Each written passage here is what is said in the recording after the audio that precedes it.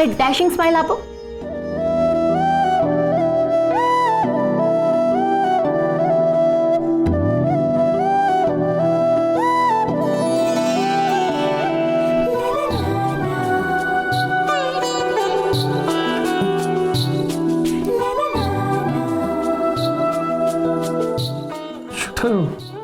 બસ આમાં.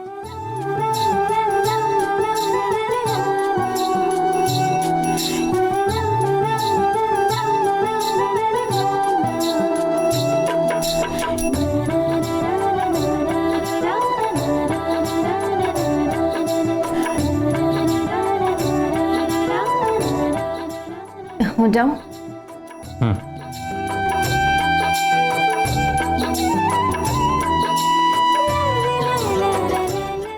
જય સોમનાથ. જય સોમનાથ.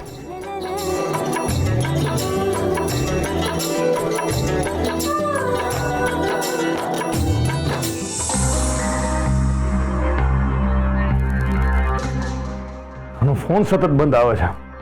ક્યાં છુપાઈને બેઠો છે નપાવટ?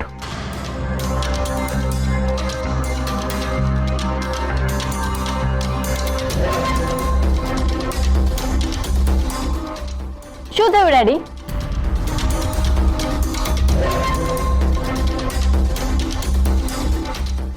કબૂલાતનામું અપાવ્યા છો?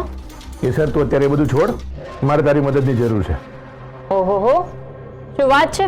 તમને મારી મદદની જરૂર પડી? એ સર અત્યારે મેણા ટોણા મારવાનો સમય નથી. રાઈટ, અત્યારે મારે ડ્યુટી પર જવાનો સમય છે.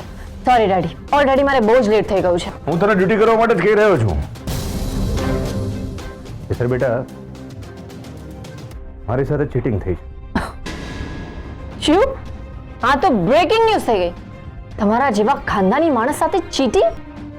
જો કે સર મને ખબર છે મેં કબૂલાતનામું નથી આપ્યું ને એટલે તું મારી સાથે આવી રીતે વાત કરે છે. હા, જો તું મારો પ્રોબ્લેમ સોલ્વ કરી દઈશ ને તો હું તને તરત જ કબૂલાતનામું આપી દઈશ. પણ તમે તો કહેતા હતા ને કે મારી ધરપકડ થઈ જશે, મને સજા થશે, મમ્મીનું શું થશે? અરે પણ તું છે ને, તું મારી સજા ઓછી કરાવી દઈશ ને.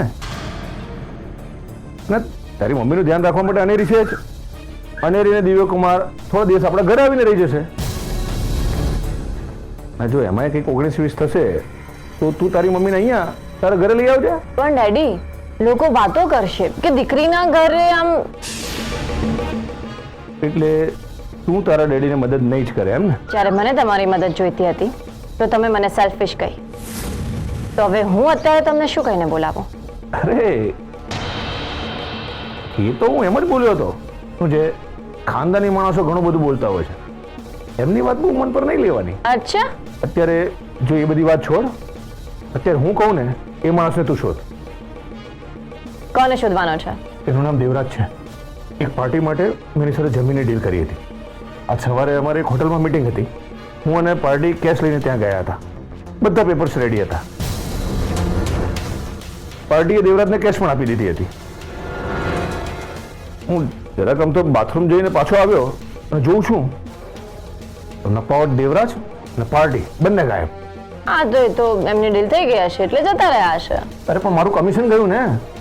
મેં જમીનનો સોદો કરાવ્યો એટલે દેવરાજ પાસેથી મારે કમિશનના રૂપિયા લેવાના થતા હતા. કેટલા?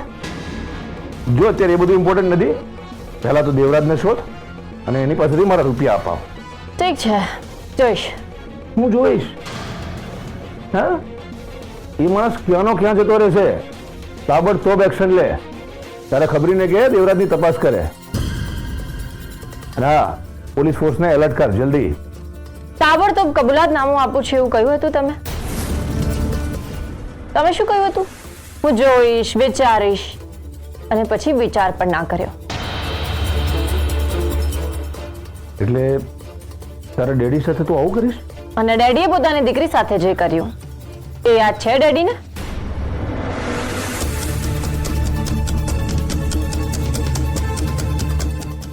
કે સર જો હું તને હમણાં જ કબૂલાતનામું લખી આપું છું પણ તું મારું કામ કરી આપ. એમ?